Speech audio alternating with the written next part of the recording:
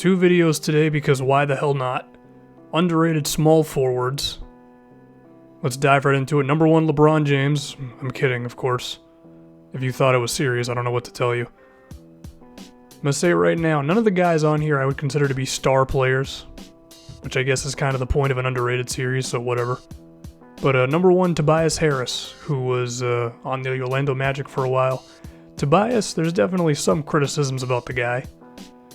Sometimes holds onto the ball a bit too long, not always super focused when it comes to defense, but I feel like once he got traded to Detroit, now that he's in Detroit, and Stan Van has a specific idea, which is Reggie Jackson and Andre Drummond pick and rolls, and then Tobias Harris and KCP, Marcus Morris, all spotting up and then being able to switch on defense on the other end. He's in a system now, and we saw in the last 27 games of the season, the guy put up 17 points, 48 from the field, 38 from 3, which is very good, 6 rebounds, the whole 9 yards. And I also think because Stan Van is a very good head coach, I think you're going to see Tobias Harris improve on that area of the floor as well. And given Tobias' size, his guts, his outside shooting ability, the fact that he's a damn good free throw shooter, and because he can put the ball on the floor, I think he could kind of be like the next Hedo Turkoglu for Stan Van, the way that Hedo was a couple years ago. He might not shoot as many threes, and he's a little more athletic, but a similar style, not the number 1 option, but a guy who takes and makes a lot of big shots.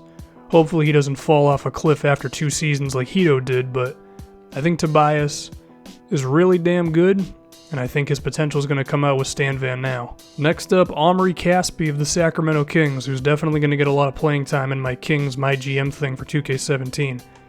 Caspi's one of the best shooters in the league, from everywhere. 48 from the field, 41% from 3. He's also Boogie's best friend, apparently, so that's by far the best thing he does. He spaces the floor really well for you, Caspi. He's someone the defense has to pay attention to. Puts up 12 points per game. I mean, hey, an efficient 12 points per game is not a bad thing. Now, Caspi, of course, he's not a super athlete, and he's not the best defender in the world, but I think you can play him about 20 to 25 minutes a game, and his shooting alone does a lot of good things for you, and so I would definitely consider him to be underrated, because who isn't going to take a super efficient 12 points per game? I definitely would. Next up, a guy who has been disrespected to all hell, including by me in my graphics video 2 days ago, Harrison Barnes. Now I know Barnes, he crapped the bed against the Cavs in the finals, bricked a lot of 3-pointers, but I think Barnes, look at what he can do, okay? The guy can defend multiple positions, he can defend some wings and some point guards on the perimeter, because he's pretty athletic, but he's also strong enough to defend some power forwards as well. Of course, there are certain guys that he's not going to have a chance against because he's a little too slow or he's a little too small, but a wide variety of players he can defend. He's normally a very good 3-point shooter. Shot 38% from there last season. He also shoots 46% from the field. Nice post-up player.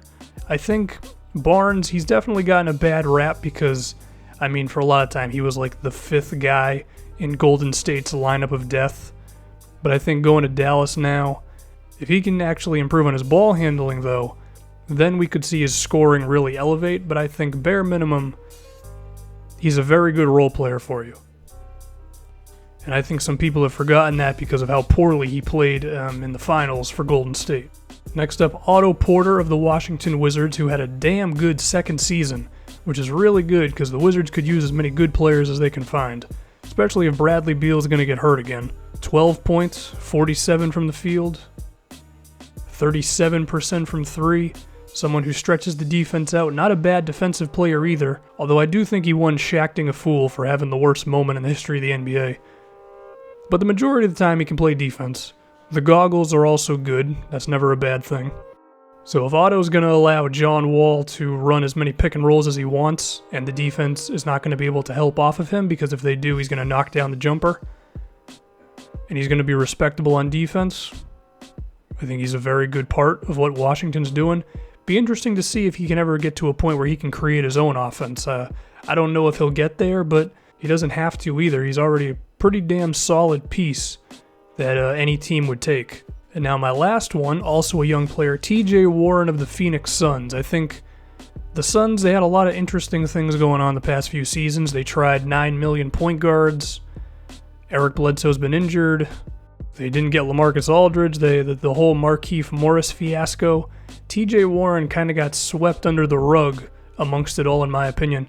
TJ's really damn good, and he played about half the season where he put up 11 points, 50% from the field, and 40% from three.